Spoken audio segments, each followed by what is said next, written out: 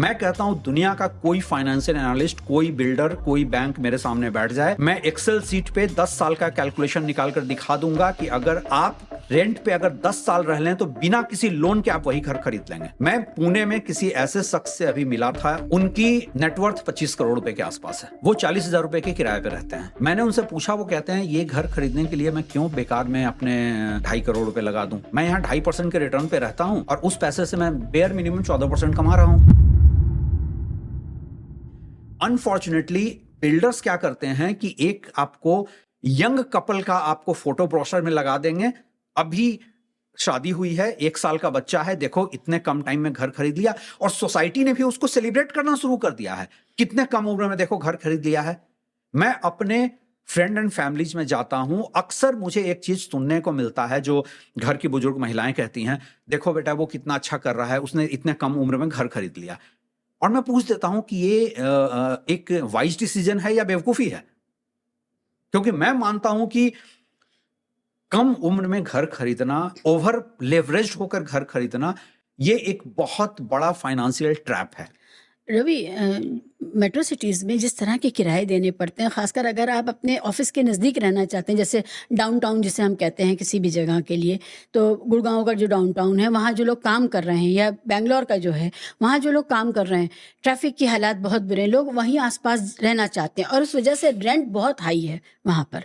ऐसे में जब कोई भी 2 BHK भी 35-40 से कम में बिल्कुल अवेलेबल नहीं हो रहा है, तो 25,000 की EMI बंधवाना ज़्यादा आसान नहीं है। नहीं, ये आपको अगेन वो सोसाइटी ने कंडीशनड कर दिया है। पहली बात ये कि अगर आप जिस घर की आप बात कर रहे हैं 40,000 रुपए का रेंट, उस घर की कीमत कितनी है? कम से कम 2 करोड़। हाँ, 2 करोड़ से ज़्यादा ही है। Minimum, bare minimum 2 crore. तो आपका रेंटल रिटर्न कितना आ रहा है? 2.5% का। अगर आप 2 करोड़ का घर लेने के लिए 1.5 करोड़ रुपए भी बोरो कर रहे हैं और आप 1.25 लाख रुपए 1,40,000 रुपए का आप EMI दे रहे हैं, उससे कहीं बेहतर है कि आप 40,000 रुपया रेंट दें और बाकी जो EMI कंपोनेंट है उसको इन्वेस्ट करते जाएं। एंड ट्रस्ट मी, आप मुझसे किसी भी फाइनेंशियल कैलकुलेशन में बिठा लीजिए, 10 साल के बाद आप बिना लोन के वही घर लेने की हालत में आ जाएंगे।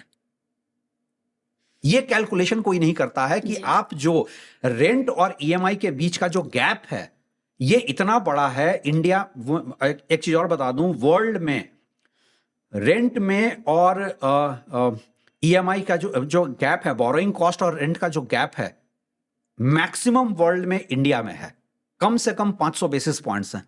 सेकंड नंबर पे चाइना आता है जहां 300 बेसिस पॉइंट है, जिसको कि चाइना ने इस बार और कम किया है। देखिए, आपको एक चीज हमेशा समझना पड़ेगा कि आप किस रेट पे बोरो कर रहे हैं और जो बोरो कर रहे हैं उसका रेंटल वैल्यू क्या है।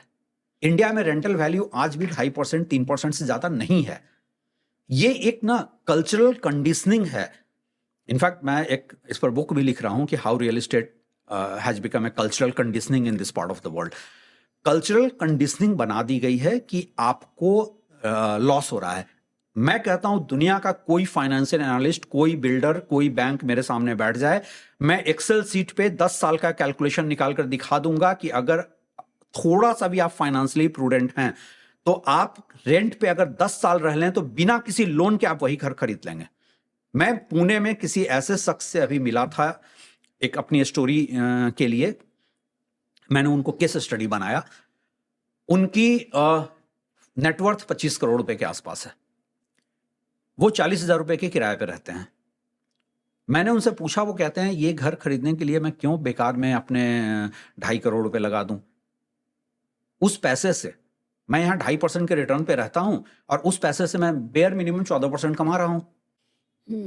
ये पूरा का पूरा। और मैं आपको एक बात और बता दूं, इंडिया में यही मॉडल आगे इवॉल्व करेगा, क्योंकि अब घर खरीदना अफोर्डेबल रह ही नहीं गया है। तो कोई तो खरीदेगा, तभी तो रेंट पे जाके रहेंगे। अब हम आते हैं, कोई तो खरीदेगा, जो कौन खरीदेगा? हाँ, मुझे ये बताइए, as an investment real estate में ये बहुत अच्छा सवाल है कि कौन खरीदेगा। कोई तो बनाएगा घर, किसी तभी तो लेगा कोई किराए पर मैं आपको एक बहुत इंटरेस्टिंग एग्जांपल से बताता हूं। मेरी एक गुफ्तगू हुई, मैं मुंबई जा रहा था, एयरपोर्ट पे एक साहब पूरी फैमिली के साथ थे। मैं फ्लाइट में काफ़ी उस समय टाइम था, तो मैं कॉफ़ी लेकर बैठ गया। आए, उन्होंने अपना परिचय दिया, बोले कि वो मुझे फॉलो करते हैं एंड आई वाज सरप्राइज्ड कि मुझे मेरे कॉलम पढ़ते भी हैं, यूट्यूब पे भी देखा है, एक टीवी चैनल पे मैं रेगुलर आता हूँ, वहाँ का भी रेफरेंस दिया।